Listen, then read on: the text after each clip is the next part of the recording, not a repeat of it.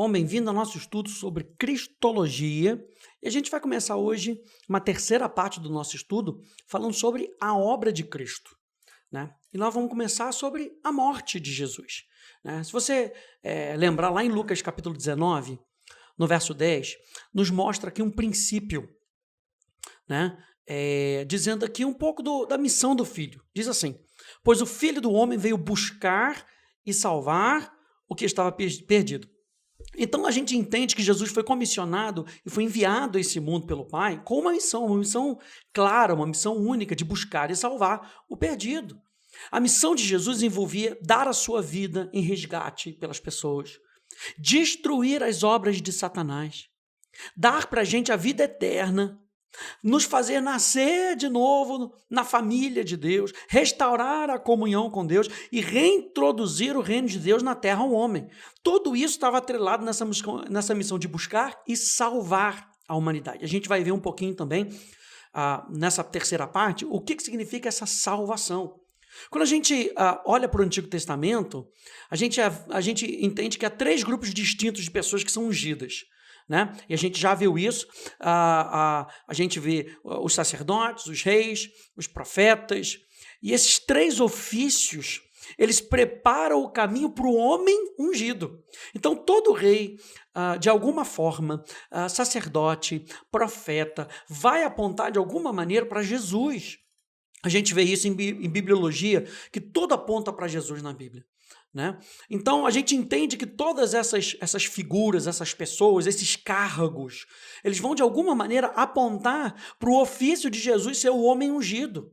E Jesus é o profeta, Jesus é o sacerdote, Jesus é o rei. E ele vai ser escolhido e vai ser ungido por Deus para introduzir essa era messiânica que já foi prometida. Olha só, 1 Pedro capítulo 1, ele vai dizer assim para a gente: foi a respeito dessa salvação que os profetas indagaram e inquiriram, os quais profetizaram acerca da graça a vós outros destinada, investigando atentamente qual a ocasião ou quais as circunstâncias oportunas indicadas pelo Espírito de Cristo, que neles estava, ao dar de antemão testemunho sobre os sofrimentos referentes a Cristo e sobre as glórias que os seguiriam. Então, o que a gente consegue entender? Que desde o Antigo Testamento já haviam profecias que anunciavam a vinda do Messias, do ungido de Deus, né? E João capítulo 5, verso 39, por exemplo, diz: examinai as Escrituras, porque julgais ter nelas a vida eterna e são elas mesmas que testificam de mim. Lucas capítulo 24, verso 25 a 27 diz: então lhes disse Jesus: honestos e tardos de coração para crer tudo o que os profetas disseram. Porventura não convinha que o Cristo padecesse e entrasse na sua glória? E começando por Moisés, discorrendo por todos os profetas, expunha-lhes o que a seu respeito contava em todas as Escrituras. E a gente vai ver, está aí uma lista na sua apostila, que o Evangelho contém vários relatos de profecias que já foram cumpridas. Então está tudo aí na sua apostila, depois dá uma investigada, lê cada uma delas, vê como é que elas são cumpridas no Novo Testamento, até mesmo a crucificação, gente, já tinha sido revelada no Velho Testamento.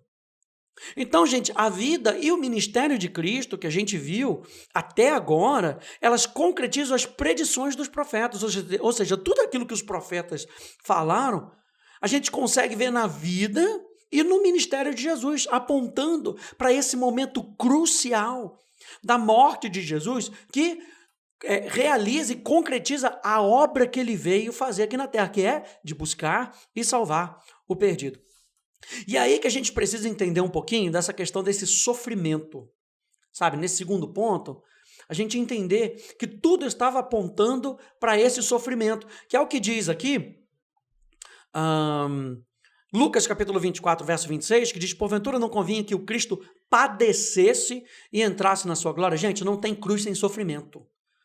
Quando Jesus vai para o Getsêmani e ele tem aquele momento, como nós já vimos, é um momento de dor, porque é um momento de sofrimento. A cruz, ela é um momento de sofrimento. E aí a gente consegue olhar lá para Marcos capítulo 15, e você entende que Marcos, ele quer mostrar Jesus como servo sofredor. descrito lá em Isaías, a partir do capítulo 49, até mais ou menos ali o capítulo 55, ele fala desse sofrimento.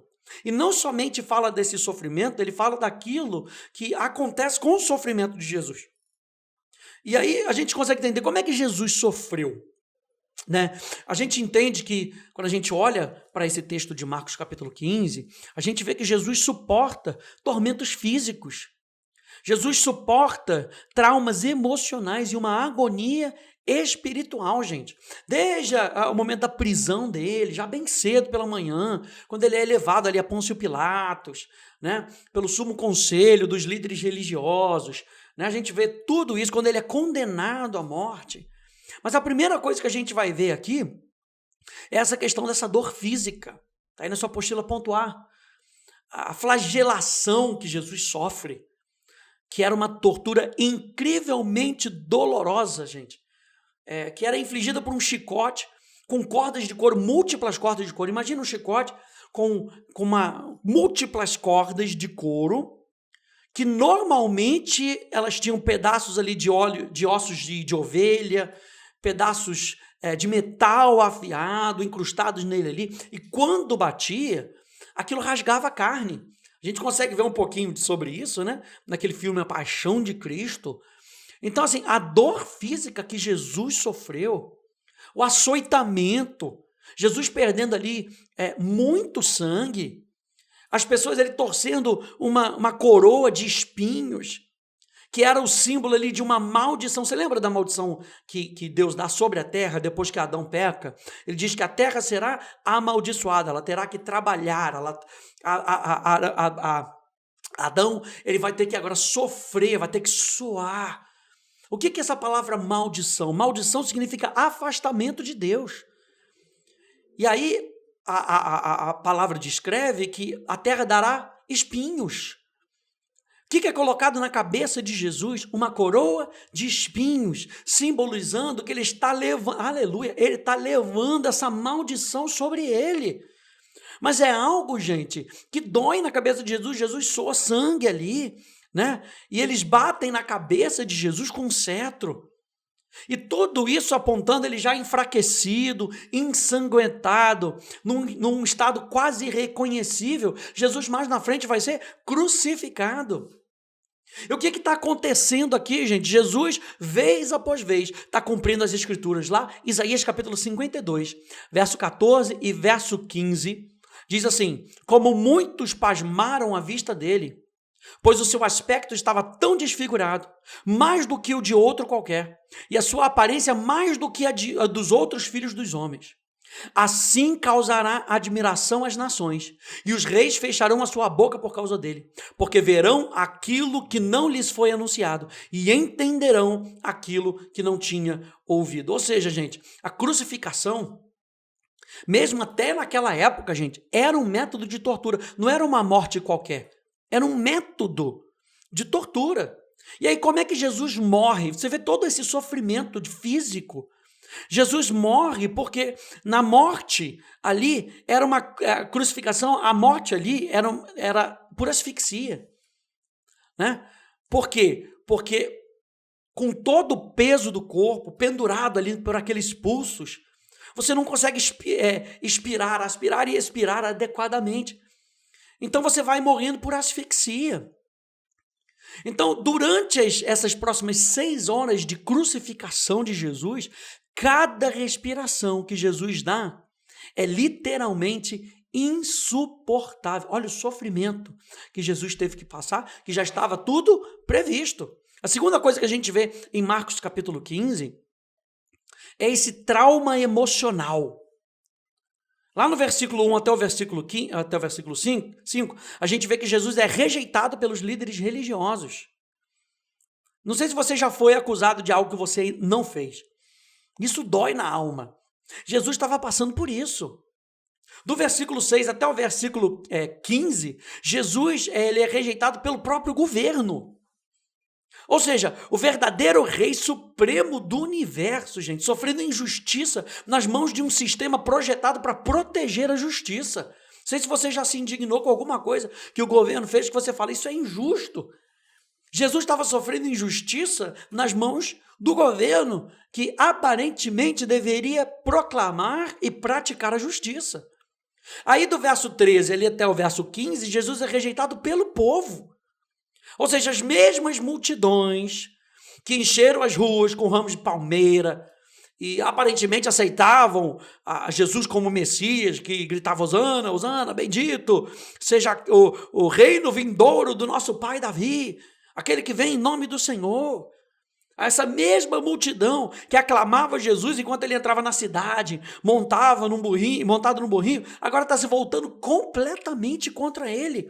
Você acha que foi fácil? Não foi fácil para Jesus. Jesus sofreu esse trauma emocional. E mais do que tudo, gente, Jesus sofreu um abandono espiritual. Então, a razão pela qual a morte de Jesus foi diferente de qualquer outra que estava acontecendo, de qualquer outra que tinha acontecido antes e de qualquer outra que aconteceu depois, é o que a gente vê no verso 33 e no verso 34 de Marcos capítulo 15, que diz assim: chegando o meio-dia, houve trevas sobre a terra até as 3 horas da tarde, ou seja, literalmente, o sol para de brilhar por 3 horas no meio do dia, gente. Trevas, como a gente vê nas escrituras, carregam um significado de julgamento divino. Então a gente consegue ver que o julgamento divino estava vindo sobre Jesus, verso 34. E às 3 horas, Jesus clamou em alta voz: Eloi, Eloi, lema sabachthani. Isso quer dizer: Deus meu, por que me abandonaste? E eu acho que a gente não vai ser capaz de compreender assim de forma plena o mistério que essa frase significa, gente. Mas a gente consegue entender, pelo menos em algum nível do nosso entendimento, que Jesus está abandonado por causa dos nossos pecados. Jesus se tornou pecado por nós. E como Deus não compactua com o pecado, o sentimento que Jesus teve espiritualmente foi de um abandono. Ele é abandonado pelo próprio Pai, ele sente essa dor, essa solidão no âmago da sua alma, gente. E ele está fazendo uma pergunta aqui, então esse é um bom momento para perguntarmos ao próprio Jesus: por quê? Porque o Filho perfeito, ele está sofrendo assim. Por que o Filho está sofrendo? Por que ele sofreu de tal maneira dessa morte, dessa dor física, emocional, psicológica e, acima de tudo, espiritualmente? Por que ele foi abandonado? Esse é o segundo tópico que a gente quer trazer aqui. Por que Jesus, então, teve que sofrer desse nível, esse abandono? Quando a gente olha para o Antigo Testamento, mais especificamente lá no livro de Isaías, a gente vê referências, né, Isaías 51, 22, por exemplo, sobre um cálice de atordoamento. Ou como diz na NVI, um cálice que faz cambalear. Ou o cálice da ira de Deus. E esse cálice, ele é um símbolo da ira justa de Deus, que a gente às vezes não consegue entender, porque a gente vê uma pessoa irada, a gente vê uma pessoa fazendo qualquer tipo de coisa e ela diz: não, eu estou irada. Ela quebra, ela faz, ela fala alto, ela perde a razão. Mas a gente tem que entender que a gente está falando de Deus, e Deus é justo e ele é perfeito. O cálice, no Antigo Testamento, ele é símbolo também da ira justa de Deus. Então, imagina que toda vez que o mal ele é cometido pela raça humana desde o início dos tempos, esse copo está se enchendo, esse cálice está se enchendo. O cálice da ira santa de Deus contra o mal, como bom rei que ele está se enchendo gota a gota. E justiça deve ser feita, gente. Desde lá em Gênesis, é que Deus vem falando: a justiça vai ser feita. Deus é um Deus justo. Ele não deixa o pecado impune. Ele é um Deus justo. Mas alguém tem que beber esse copo. E é aí que entra essa questão. Alguém tem que beber esse copo. Ou você e eu beberemos o cálice desse julgamento de Deus sobre o nosso pecado, sobre a nossa rebelião, ou alguém vai ter que tomar esse cálice no nosso lugar. E para beber esse cálice, olha só o que diz 2 Coríntios 5:21, diz que Deus tornou pecado por nós aquele que não tinha pecado. Gálatas capítulo 3, no verso 13, diz: Cristo nos redimiu da maldição da lei quando se tornou maldição no nosso lugar. Lembra que eu falei que a palavra maldição significa afastamento de Deus? Ele foi afastado do Pai para que eu e você possamos viver com o Pai.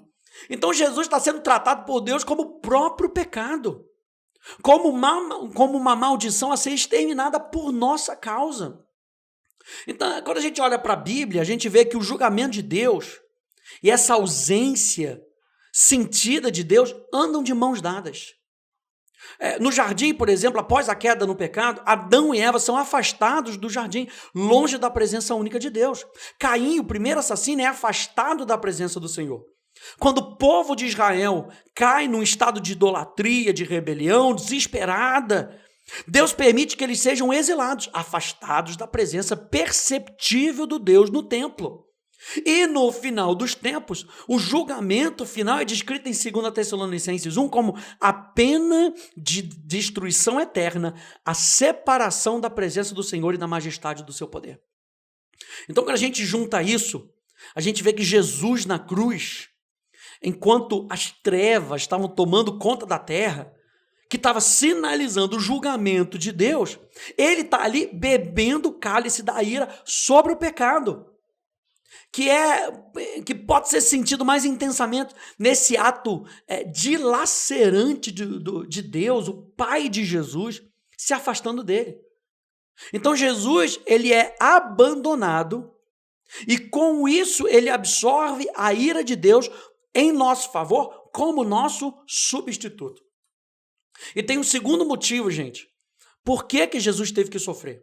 Número 1, para beber o cálice do julgamento. Ele tem que beber esse cálice, que é um cálice muito difícil de beber. E segundo, a gente vai tratar também um pouquinho mais à frente, ele passa por esse sofrimento para resgatar a muitos. Marcos capítulo 10, no verso 45, diz: pois nem mesmo o Filho do Homem veio para ser servido, mas para servir e dar a sua vida em resgate por muitos.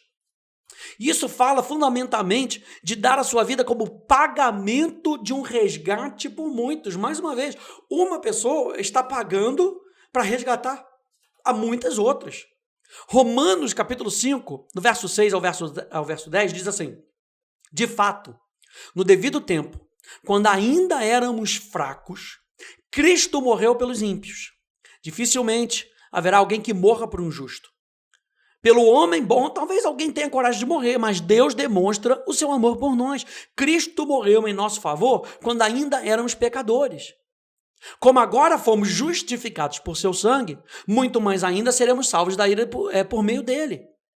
Se quando éramos inimigos de Deus fomos reconciliados com ele mediante a morte do seu filho, quanto mais agora, tendo sido reconciliados, seremos salvos pela sua vida. Então, o que isso significa para nós, gente? O que o sofrimento de Cristo representa para nós? Marcos, capítulo 15, verso 37 a 39. Diz: mas Jesus, com um alto brado expirou, e o véu do santuário rasgou-se em duas partes, de alto a baixo. Quando o centurião que estava em frente de Jesus ouviu o seu brado e viu como ele morreu, disse: realmente esse homem era o Filho de Deus. E a gente pode tirar aqui duas conclusões, que são conclusões principais, básicas, que a gente pode tirar, que a gente pode deixar sobre o que a cruz significa para nós. A cruz significa, então, acesso e confiança. Isso tem que ser gravado no seu coração. Jesus morreu para que nós tivéssemos acesso e confiança. O que Jesus realizou na cruz, gente, ela retrata vividamente, nesse rasgar da cortina, Jesus abrindo o caminho para Deus, o caminho para a gente experimentar a presença de Deus, um Deus real, um Deus vivo, através dele, do seu Filho Jesus, que é o caminho, a verdade e a vida. Hebreus capítulo 4, verso 16, vai lembrar a gente: assim sendo, aproximemo-nos do trono da graça em confiança, com toda a confiança, a fim de recebermos misericórdia e encontrarmos graça que nos ajude no momento de necessidade. Vou parando por aqui. Mas por causa do sofrimento, esse sofrimento que Jesus levou na cruz do Calvário, porque a cortina agora está totalmente aberta, eu e você podemos nos aproximar do Deus do universo com confiança. Não de maneira tímida, acanhada, de mau humor. Não, a gente pode se aproximar com confiança para receber graça. Sempre que eu e você precisarmos. Quando? Hoje, agora, a cortina está aberta. Você está andando aí talvez em ansiedade? Se aproxime de Deus. Será que você está um pouco desgastado com as situações da vida? Esse é o caminho, se aproxima de Deus. Será que você está de luto por alguma situação, algum ente querido que talvez tenha falecido? Então entra, viva nessa presença. Você precisa de ajuda, vá direto para o trono. Por causa de Jesus, pela fé em Jesus, você é bem-vindo no palácio do rei. Não mais como um estranho, não mais como um inimigo, mas agora como um filho e como uma filha de Deus. Então, eu e você, por causa da obra de Cristo, podemos desfrutar da presença de Deus todos os dias da nossa vida. A gente vai ver um pouquinho mais sobre isso nos nossos próximos episódios, tá? Que Deus te abençoe, no nome de Jesus. Tchau, tchau.